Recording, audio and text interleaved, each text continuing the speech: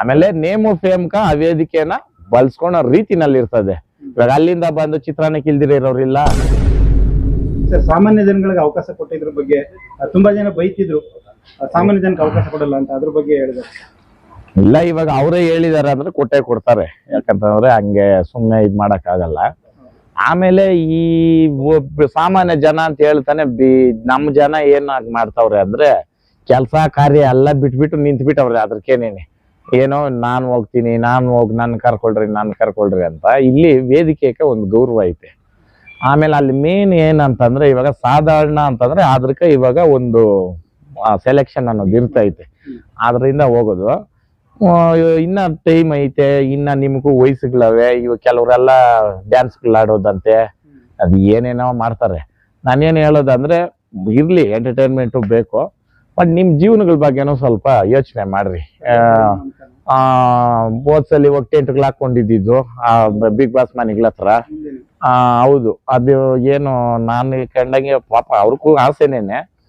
But ಅಲ್ಲಿ 16 ಜನನೋ 20 ಜನನೋ ಕರ್ಕೊಂಡೋದು. 2,000 ಜನ 2 ಲಕ್ಷ ಜನ ಪಾರ್ಟಿಸಿಪೇಟ್ ಮಾಡ್ತೀನಿ ಅಂದ್ರೆ ಎಲ್ಲ ಸಾಧ್ಯ? 7 ಕೋಟಿ ಜನಸಂಖ್ಯೆ ಇದೆ, 1 ಕೋಟಿ ಜನ ರೆಡಿ ಇದ್ದಾರೆ ಸರ್. ಅಯ್ಯೋ, ಆಮೇಲೆ ಅದ್ ಇನ್ನೊಂದೇನಂತಂದ್ರೆ ಅವರು ಅದು ಒಂದು ಟೆಕ್ನಿಕ್ ಇರ್ಬೋದು. ಯಾಕಂತಂದ್ರೆ ಇವ್ರು ಮಾಡೋ ವಿಡಿಯೋ ಮುಖಾಂತರ ಪಬ್ಲಿಸಿಟಿ ಡಬಲ್. ಹೌದು ಹೌದು, ಇವಾಗ ಅರ್ಥ ಮಾಡ್ಕೊಳ್ರಿ. ಇವಾಗ ಅವ್ರೇ ಹೋಗಿ ಮಾಡೋದು ಹೆಂಗೈತೆ, ಜನಗಳೇ ಮಾಡಿ ಮಾಡೋದು ಹೆಂಗೈತೆ ಅಲ್ವಾ? ಹೌದೌದು. ಆಮೇಲೆ ಇನ್ನೊಂದು ನಾನು ಹೇಳೋದು, ಒಂದು ವೇದಿಕೆ ಮತ್ತೆ ಅಲ್ಲಿರೋ ವ್ಯಕ್ತಿಗಳಿಗೆ ನಾನು ಹೇಳೋದು ಒಂದೇನೇನೆ, ಸೋಲು ಗೆಲುವು ಸೆಕೆಂಡ್ರಿ. ಆಮೇಲೆ ನೀವು ನೋಡ್ರಿ, ಬೇಕಾಗಿದ್ರೆ ಗೆದ್ದಿರೋರ್ಕಿಂತ ಅಲ್ಲಿ ಪಾರ್ಟಿಸಿಪೇಟ್ ಮಾಡಿರೋರೆ ಒಂದು ಉನ್ನತ ಸ್ಥಾನದಲ್ಲಿರೋದು, ಜೀವನದಲ್ಲಿ ಚೆನ್ನಾಗಿ ಹೋಗ್ತಾ ಇರೋದು. ಕರೆಕ್ಟಾ? ಅದು ನಾನೇನ್ ಹೇಳ್ತೀನಿ ಅಂದ್ರೆ ಬಿಗ್ ಬಾಸ್ ಮನೇನೆ ಒಂದು ಜೀವನ. ಹೆಂಗೆ ಹೇಳ್ತೀನಿ ಕೇಳ್ರಿ. ವೀಕೆಂಡ್ ಅಲ್ಲಿ ಬರ್ತಕ್ಕಂಥವ್ರು ಪಂಚಾಯಿತಿ ಮಾಡ್ತಾರಲ್ಲ, ಅವರು ಒಂದು ನ್ಯಾಯಸ್ಥಾನದಲ್ಲಿ ಇರ್ತಾರೆ. ಜನಗಳೇ ದೇವ್ರುಗಳು. ಆ ಕ್ಯಾಮ್ರಾಗಳೇನೇನೆ ನಿಜವಾದ ತೋರ್ಸೋದು, ಬಣ್ಣಗಳು ಬದಲಾಯಿಸೋದು ಹೆಂಗೆ ಜನ ಅನ್ಬಿಟ್ಟು. ಇವಾಗ ನೋಡ್ರಿ, ಕಷ್ಟ ಬಿದ್ದು ಆಡ್ದವ್ರು ಗೆಲ್ಲಿಲ್ಲ, ಫ್ಯಾನ್ ಬೇಸ್ ಇರೋರು ಗೆದ್ದಿಲ್ಲ. ಹೌದಾ? ನಾನು ಓಪನ್ ಆಗಿ ಹೇಳ್ತಾ ಇದ್ದೀನಿ. ಆಮೇಲೆ ನಾನೇನ್ ಹೇಳೋದಂದ್ರೆ ಆ ಗೆಲುವು ಅವಶ್ಯಕತೆ ಯಾರ್ಕಿರ್ತದ ಅವ್ರಿಗೆ ಹೋಗ್ಲಿ, ಆಯ್ತಾ? ಆ ಗೆಲುವಕ್ಕೋಸ್ಕರ ನಮ್ಮ ತನ ನಾವ್ ಬಿಟ್ಟು ಮಾತಾಡೋದು ಬೇಡ, ನಮ್ಮ ತನ ಬಿಟ್ಟು ನಾವ್ ಇರೋದು ಬೇಡ ಅಲ್ವಾ? ನೀವು ಕೂಡ ನೀವಿದ್ದಾಗ ಹಂಗೇನೆ ಇರ್ತಿದ್ವಿ, ನಾವ್ ಅನ್ಕತಿದ್ವಿ ಇವ್ರು ಸ್ವಲ್ಪ ಏನಾದ್ರು ಟ್ಯಾಕ್ಟಿಕ್ಸ್ ಯೂಸ್ ಮಾಡಿದ್ರೆ ಇವ್ರೆ ಗೆದ್ಬಿಡ್ಬೋದಲ್ಲ. ಇಲ್ಲ, ಅದು ಗೆಲ್ಲೋದು ನನ್ಗೆ ಇಷ್ಟ ಇರಲಿಲ್ಲ. ನಾನ್ ದೇವ್ರ ಹತ್ರ ಕೇಳ್ಕೊಂತ ಇದ್ದೆ. ನಾನು ಎಲ್ಲಾದ್ರೂ ಮಾತಾಡಿದ್ದೀನಿ ಅದ್ರ ಬಗ್ಗೆ ಇವತ್ತವರೆಗೂ. ನನ್ಗ ಗೆಲ್ವೇ ಬೇಡ, ಯಾಕಂದ್ರೆ ಗೊತ್ತು ಕಷ್ಟ ಬಿದ್ದವ್ರಕ ಅಲ್ಲಿ ಫಲ ಇಲ್ಲ. ಅರ್ಥ ಮಾಡ್ರಿ. ಅಲ್ಲಿ 3 ತರ ಕೊಡೋದು ಪ್ರೈಸ್ಗಳು. ಒಂದು ಟೀಮ್ ಡಿಸೈಡ್, ಅಲ್ಲಿ ಅವ್ರದ್ದು ಜನದ್ದು ಅಂತಾರೆ. ಅದೆಷ್ಟ್ ಮಾತ್ರ ಜನದ್ದು ನನ್ಗೆ ಗೊತ್ತಿಲ್ಲ ಅದು. ಯಾಕಂತಂದ್ರೆ ವೋಟಿಂಗು ರಿವೀಲ್ ಸ್ಟಾರ್ಟ್ ಆಗಿದೆ ನನ್ನಿಂದ.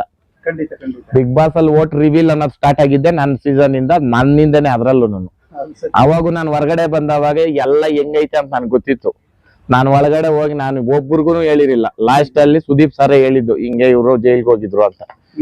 ಅದವರೆಗೂ ನಾನು ಯಾರ ಹತ್ರನು ನಾನು ಇವನ್ ನಮ್ ತುಕಾಲಿ. ಹೌದು, ಇಲ್ಲಿ ಏನಂತಂದ್ರೆ ನಾವು ನಮ್ಮ ವ್ಯಕ್ತಿತ್ವನ ನಾವು ಬದುಕಬೇಕು, ಆಡ್ಬೇಕು. ಕರೆಕ್ಟಾ? ನನ್ಗೆ ಏನು ಕೆಲವೊಂದು ಲೂಪ್ ಹೋಲ್ಸ್ಗಳು ಅಲ್ಲೂ ಇತ್ತು. ನಾನು ಎಲ್ಲಾದ್ರೂ ಹೇಳಿದ್ದೀನ?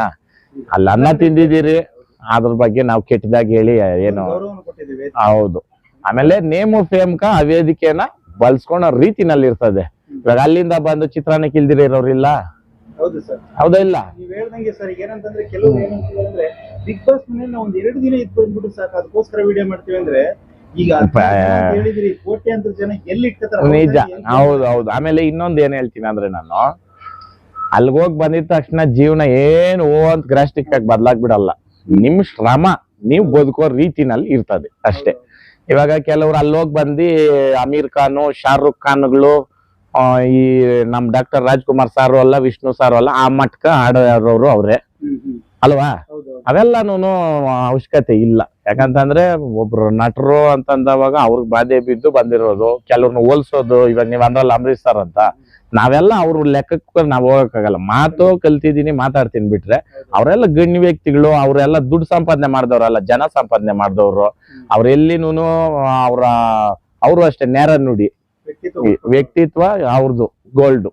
ನಮ್ಮ ವಿಷ್ಣುವರ್ಧನ್ ಸರ್ ಅಷ್ಟೇನೇನೆ. ಆ ಕುಚ್ಚುಕು ಆಡೇನೇನೆ ಹಾಕಿದ್ರು ನನ್ಕ ತುಕಾಲಿಕ್ಕ ಒಂಥರ ಮಜಾ ಇರ್ತಿತ್ತು. ಹೌದು. ನಮ್ ತುಕಾಲಿ ಸ್ವಲ್ಪ ಬಾಯಿ ಇದು ಎಲ್ರ ಬಗ್ಗೆನೂ ಹೇಳೋದು. ನಾನು ಹ್ಞೂ ಅನ್ಕೊಂಡಿದ್ದೀನಿ, ನಾನು ಯಾರ ಬಗ್ಗೆನೂ ನಾ ಮಾತಾಡಿಲ್ಲ. ನಾವು ಮೊನ್ನೆ ಅಲ್ಲಿ ಹೋಗಿದ್ವಿ ಕೆಂಗೇರಿ ಇದಕ್ಕೆ ರಾಮವಳ್ಳಿಗೆ, ನೀವು ಮತ್ತೆ ಅವರು ಅಲ್ಲಿ ಮೇಲ್ಗಡೆ ಕುತ್ಕೊಂಡಿದ್ದ ಸಿಕ್ಕಾಬಿಟ್ಟು ಹೈಲೈಟ್ ಮಾಡಿ ನಮ್ ವಿಡಿಯೋದಲ್ಲಿ ಹಾಕಿದ್ವಿ. ಇಲ್ಲಿ ಸಂತೋಷ್ ಸರ್ ಮತ್ತೆ ಇವ್ರು ತುಕಾಲಿ ಅವ್ರು ಇಬ್ರು ಕೂತಿರ್ತಿದ್ರು. ಇಲ್ಲಿ ಕುಂತ ಮೇಲೆ ಇನ್ನೊಂದ್ ಟೀಮ್ ಕುತ್ಕೊಳಕ್ ಸ್ಟಾರ್ಟ್ ಆಯ್ತು. ಅದೊಂದ್ ರೀತಿ ಏನೋ ಒಂಥರ ಅದು ಟ್ರೆಂಡ್ ಸಖತ್ತಾಗಿ ಸೆಟ್ ಮಾಡ್ಬಿಟ್ಟಿದ್ವಿ. ಅಂದ್ರೆ ನಿಜವಾದ ಒಂದು ವ್ಯಕ್ತಿತ್ವ ಜೀವನದಲ್ಲಿ ಗೆಲುವು ಮತ್ತೆ ರೆಕಗ್ನೈಸೇಷನ್ ಬರ್ತದೆ. ಅದೇ ನಾನ್ ನಿಮ್ಗೆ ಅರ್ಧದಲ್ಲೇ ನಿಲ್ಸ್ಬಿಟ್ಟೆ. ಅಲ್ಲಿ ಹೇಳ್ನಲ್ಲ ನೋಡ್ರಿ, ನಮ್ ಸ್ನೇಹ ಅನ್ನತ್ತ ಯಾರಿರ್ತಾರೋ ಅವರೇ ಗುಂಡಿ ತೋಡ್ತಾರ ನಮ್ಗ. ಅರ್ಥ ಮಾಡ್ರಿ, ನಾಮಿನೇಷನ್ ಮುಖಾಂತರ ಗುಂಡಿ ತೋಡೋದು, ಅವಾಗ ಎಲಿಮಿನೇಟ್ ಆಗ್ಬಿಟ್ಟಾಗ ಅಳೋದು. ಅರ್ಥ ಮಾಡ್ರಿ. ಆಮೇಲೆ ನಮ್ ಇದ್ರಲ್ಲಿ ಓಪನ್ ಆಗಿ ನಾಮಿನೇಷನ್ಗಳೇ ನಡೆದಿದ್ ಜಾಸ್ತಿ. ನಮ್ದು ಸೀಕ್ರೆಟ್ ನಾಮಿನೇಷನ್ಗಳಿಲ್ಲ. ನಮ್ದ್ರಲ್ಲಿ ಹಣ ಒಂದು ದಿನಕ್ಕೆ 5 ಟಾಸ್ಕ್ ಮಾಡಿದೀರಿ ನಾವು. ಇವಾಗ ಸೀಸನ್ ಪೂರ 5 ಟಾಸ್ಕ್ ಆಡ್ಸವ್ರ ಇಲ್ಲ ಗೊತ್ತಿಲ್ಲ. ಬೇರೆ ಅವ್ರ ಮೇಲ್ ಮಾತಾಡೋದು, ಇವನ್ ಮೇಲ್ ಮಾತಾಡೋದು, ಇದೇ ಬಿಗ್ ಬಾಸ್. ಇವಾಗ ನಾನ್ ಕಂಡಿರೋ ಬಿಗ್ ಬಾಸ್. ನಮ್ ಸೀಸನ್ ನೀವ್ ಇವತ್ತುನು ಹಾಕ್ ನೋಡ್ರಿ. ನಮ್ಮ ಯಾರು ನಾವು ಫಸ್ಟ್ ರೆಡ್ ಕಲರ್ ಬಟ್ಟಿಗೆ ಹಾಕೊಂಡು ಹೋದ್ರ ಫೈನಲಿಸ್ಟ್ ಅಲ್ಲಿ ನಾವ್ ಆಲ್ಮೋಸ್ಟ್ ಅಲ್ಲಿ ಎಲ್ಲ ಇದ್ದೀರಿ. ಅಂದ್ರೆ ನಿಮ್ ಸೀಸನ್ ಒಂದ್ ರೀತಿ ಘಟಾನುಘಟಿಗಳೇ ಒಂದ್ ರೀತಿ ಟ್ಯಾಲೆಂಟೆಡ್ ಇದ್ರು. ಹೌದು. ಸಂತೋಷ್ ಅವ್ರ ಒಬ್ಬರೇ ಅಲ್ಲ, ಎಲ್ಲ ಹೌದು. ಮಜಾ ಸಖತ್ತಾಗಿತ್ತು. ಅದೇ ಹೇಳ್ತಾ ಇದ್ದೀನಿ, ಇವಾಗ ಅವ್ರವ್ರ ಕ್ಷೇತ್ರದಲ್ಲಿ ಅವ್ರವ್ರ ಹೆಸರು ಮಾಡಿ ಅವ್ರವ್ರು ಘನತೆ ತಕ್ಕದಂಗೆನೇನೆ ಇದ್ರು. ಆಮೇಲೆ ನಮ್ದ್ರಲ್ಲಿ ಅಷ್ಟು ಡ್ರಾಮಾಗಳು ಏನು ನಡೆದಿಲ್ಲ. ಏನೇ ಒಂದು ಬೈಯೋದಿದ್ರು ಡೈರೆಕ್ಟ್ ಇರೋದು, ಇಲ್ಲ ಒಬ್ರು ಕ್ಯಾರ್ಕೋ ಒಂದು ಅಳೋ ಮುಖಾಂತರ ಇದ್ರು ಅದು ಸೆಂಟಿಮೆಂಟ್ ಇರೋದು ಅದ್ರಲ್ಲಿ. ಆ ತರ ಇತ್ತು. ಅದೇ ನಾನೇನ್ ಹೇಳ್ತೀನಿ ಅಂದ್ರೆ, ಇವಾಗ ಅಲ್ಲಿಗೆ ಹೋಗಕ್ ಆಸೆನೆ ಜನಕ್ಕ. ಯಾಕಂತಂದ್ರೆ ಅದೊಂದು ವೇದಿಕೆ ಅಂತ. ಅದು ಒಂದೇ ಅಂತ ನೋಡ್ಬೇಡ್ರಿ, ಇನ್ನ ಎಷ್ಟೋ ತರ ಅವೇ ಬೇರೆ ಬೇರೆ ಇದು ಮಾಡ್ರಿ. ಇವಾಗ ಏನ್ ಕಲೆಗ್ ಬೆಲೆ ಐತೆ, ಅಲ್ಲೇ ಹೋಗ್ಬೇಕು ಅನ್ನೋದೇನು ಇಲ್ಲ. ನಿಮ್ ಮೊಬೈಲ್ ಅಲ್ಲಿ ಇವಾಗ ಅದ್ಯಾರೋ ಹುಡುಗ ಸೋಷಿಯಲ್ ಮೀಡಿಯಾದಲ್ಲಿ ನಗ್ತಾನೆ, ಅದು ಎಷ್ಟು ವೈರಲ್ ಆಗವ್ನೆ. ಬಳಸ್ತಾರೆ ಹಂಗೆ. ನೀವ್ ಮಾತಾಡೋ ಮಾತು, ಇವಾಗ ನಂದೇ ಡೈಲಾಗ್ಗಳಿಗೆ ಎಂತ ಅವ್ರು ಹಾಕೊಂಡವ್ರೆ. ಅಂದ್ರೆ ನಾನು ಯಾವ್ದು ನಾನು ಬೇಜಾರ ಅಂತ ಹೇಳ್ಕೊಳಲ್ಲ, ಎಲ್ಲ ನಾವು ಒಳ್ಳೆ ರೀತಿನಲ್ಲೇ ಬಳಸ್ಕೊಂತಾರೆ. ಖುಷಿ ಜನಕ್ಕೆ ಈ ಮುಖಾಂತರ ಹೇಳೋದು ಒಂದೇನೇನೆ, ನೀವು ನಿಮ್ ತನನ್ ಬಿಟ್ಟು ಅದಕ್ಕೆ ಅನ್ಬಿಟ್ಟು ಕಾಲ್ ತೊಳ್ಕೊಂಡು ನಿಂತ್ಕೊಂಡ್ಬೇಡ್ರಿ. ನಿಮ್ಗ ಭಗವಂತನ ಆಶೀರ್ವಾದ ಇದ್ರೆ ಒಂದಿನ ವೇದಿಕೆ ಎಕ್ತೀರ. ಇಷ್ಟ ಹೇಳಕ್ ಇಷ್ಟಪಡ್ತೀನಿ. ಇನ್ನೊಂದು, ಈಗ ನೀವು ಬಿಗ್ ಬಾಸ್ ಮನೆಗೆ ಹೋಗಿ ಬಂದ್ಮೇಲೆ ನಿಮ್ಮಲ್ಲಿ ಏನಾದ್ರು ಬದಲಾವಣೆಗಳಾಯ್ತಾ? ಪ್ರೀಮಿಯರ್ ಪ್ಲಸ್ ಆಯ್ತಾ ಬಿಗ್ ಬಾಸ್ ಮನೆಗೆ ಹೋಗಿ ಬಂದ? ಅಣ್ಣ ನಾವ್ ನಡ್ಸ್ಕೊಂಡ್ ಅದ್ರಾಗ ಇರ್ತದಣ್ಣ. ಇವಾಗ ಕೆಲವ್ರು ನಾನ್ ಕಂಡಂಗೇನೇನೆ ಮನೆಯಲ್ಲಿ ಇದ್ರು ಇಲ್ಲ ಅಂತ ಹೇಳೋದು, ಬಿಸಿ ಅಂತ ಹೇಳ್ಕೊಳೋದು. ಇವಾಗ ನೀವ್ ಬಂದಾಗ ನಾನು ಇಲ್ಲಿ ತಾನೇ ಕೂತಿದ್ದೆ. ಇವಾಗ ನನ್ನ ಹತ್ರ ಹುಡುಗರೆಲ್ಲ ಎಷ್ಟ್ ಜನ ಇದ್ರು. ಈಗ ನೀವ್ ಬಂದಾಗ ನಿಕ್ಕೆ ಎಷ್ಟ್ ಜನ ಬರ್ತಾವ್ರೆ ಹೋಗ್ತಾವ್ರೆ. ಎಲ್ರಿಗೂ ಒಂದೇ ಟ್ರೀಟ್ಮೆಂಟ್ ಮಾಡ್ತಾ ಇದ್ದೀನ, ಬೇರೆ ಬೇರೆ ಮಾಡ್ತಾ ಇದ್ದೀನ. ಕೇಳಿದ್ ಹೆಂಗೆ ಅಂದ್ರೆ, ವರ್ತೂರ್ ಸಂತೋಷ್ ನೋಡ್ತಿದ್ದೆ ಬೇರೆ, ಮತ್ತೆ ವೇದಿಕೆಗಳಲ್ಲಿ ನೋಡ್ತಿರೋದೇ ಬೇರೆ. ಆದ್ರೆ ಇಷ್ಟೊಂದು ಅನುಕೂಲವಾಗಿರೋರು, ಇಷ್ಟು ಟ್ರೆಂಡ್ ಇರೋರು, ಈ ತರ ಸಾಧಾರಣ ಒಬ್ಬ ರೈತನಿಗಿಂತನೂ ಕಡಿಮೆ ಕೂತಿದ್ದೀರಲ್ಲ, ಅಲ್ಲಿ ಕಲ್ತಿದ್ದ ಅಥವಾ ಮೂಲತಃ? ಇಲ್ಲ, ನಮ್ ಮೂಲ ನಾನು ಬಿಗ್ ಬಾಸ್ ಹೋಗಕ್ ಮುಂಚೆನೂ ವಿಡಿಯೋಗಳು ನೋಡ್ರಿ ನಂದು. ನನ್ನ ಅವ್ರು ಸೆಲೆಕ್ಟ್ ಮಾಡಿದ್ದೇನೆ ವ್ಯಕ್ತಿತ್ವ ಅಂತ ನೋಡಿ ನಾನು ಹೋಗಿದ್ದು. ಆಮೇಲೆ ನನಕ ಒಂದು ಇದು ಕೊಡ್ತಾರೆ ಕಲರ್ಸ್ ಕಡೆಯಿಂದ, ಹೊಸ ಪರಿಚಯ ಇದಕ್ಕ ಸಿನಿಮಾ ರಂಗಕ್ಕ ಅಂತ ಅಂದ್ಬಿಟ್ಟು ನನಗೆ ಅವಾರ್ಡ್ ಕೊಟ್ರು. ಇದ್ರದ್ದು ಅದೇನ್ ಅವಾರ್ಡ್ ಅನ್ನೋದು, ಯಾವ್ದಕ್ಕೂ ಇದು ಮಾಡ್ತಾರಲ್ಲ ಹಿಂಗಿರ್ತೈತಲ್ಲ ಅದು, ಇವ್ರು ಇವ್ರೆ ಕಲರ್ಸ್ ಅವ್ರು ಮಾಡ್ತಾರೆ ಅಣ್ಣ. ಅದು ಕೊಟ್ರು. ನಾನ್ ಹೇಳೋದೇನಂದ್ರೆ ನಾವ್ ನಡ್ಕೊಳೋ ರೀತಿನಾಗಿರ್ತದೆ. ಇವಾಗ ಹೇಳ್ನಲ್ಲ ನಿಮ್ಗೆ, ಅಲ್ಲಿ ಹೋಗಿ ಬಂದ್ರೆ ಕೆಲವ್ರು ಆ ಲೆವೆಲ್ಗೆ ಹೋಗ್ಬಿಟ್ಟವ್ರೆ. ಮೊನ್ನೆ ಅದ್ಯಾವ್ದು ಕಾಲೇಜ್ ಫಂಕ್ಷನ್ಗೆ ಹೋಗಿದ್ದೆ, ನನಗೆ ಒಂಥರ ಬೇಜಾರು ಅನಿಸ್ತೈತೆ. ಲಕ್ಷಗಳು ತಗೊಂಡು ಹೋಗೋ ಅವಶ್ಯಕತೆ ಏನಾನ ಐತೆ? ಸ್ಟೂಡೆಂಟ್ಸ್ಗೆ ಒಂದು ಮೋಟಿವೇಶನ್ ಸ್ಪೀಚ್ ಕೊಡಕ್ ಹೋಗಕ್ ದುಡ್ಡು ತಗೊಬೇಕಾ? ಹೋಗ್ಲಿ ತಗೋ, ಎಷ್ಟ್ ತಗೊಬೇಕು? ಇವತ್ತವರೆಗೂ ಓಪನ್ ಸ್ಟೇಟ್ಮೆಂಟ್ ಕೊಡ್ತೀನಿ, ₹1 ಖಾಲಿ ಒಂದೇ ರೂಪಾಯಿ ನಾನು ತಕೊಂಡಿದ್ದೀನಿ ಅಂತ ಕೇಳ್ರಿ. ಇನ್ನ ನಾನೇ ಎಷ್ಟು ಕೊಟ್ಬಿಟ್ಟು ಬಂದ್ಬಿಟ್ಟಿದೀನಿ ಹೋಗಿರೋ ಜಾಗಗಳಾಗ. ನಾನ್ ಇವತ್ಗೂ ಅಷ್ಟೇ, ನಾನ್ ಸಾಯೋವರ್ಗುನು ನಾನು ಇಲ್ಲ. ಆಮೇಲೆ ಕೆಲವರು ನಾನು ಹೇಳೋದು, ನಾನ್ ದನ ತಂದು ಮಾರೋದ್ರ ಬಿಸ್ನೆಸ್ ಮಾಡ್ತಾನೆ ಇದು ಅಂತ. ನೀನು ಮಾಡೋ, ನಿನ್ ಯಾವ ನಾನು ಅಡ್ಡ ಹಾಕೊಂಡವ್ರ? ನೀನ್ ತಿಗ್ದಾಗ ದಮ್ಮಿದ್ರೆ ನಾನು 10 ಜೊತೆ ಕಟ್ತೀನಿ, ನೀನ್ 20 ಜೊತೆ ಕಟ್ಟು. ಸುಮ್ನೆ ಅದೇನೋ ಹೇಳ್ತಾರ ಕುಣ್ಯಾಕ್ ಆಗ್ದಿರೋರ್ ನೆಲ ಡಂಪ್ ಅಂತ. ಈ ಕೊಂಕ ಮಾತುಗಳು ಇವಕ್ಕೆಲ್ಲ ನಾನ್ ಬೆದ್ರೋದು ಇಲ್ಲ. ಇವಕ್ಕೆಲ್ಲ ನಾನ್ ಶೀಗಡಿ ಮೂಸ್ ಕೂಡ ನೋಡಲ್ಲ ನಾನು.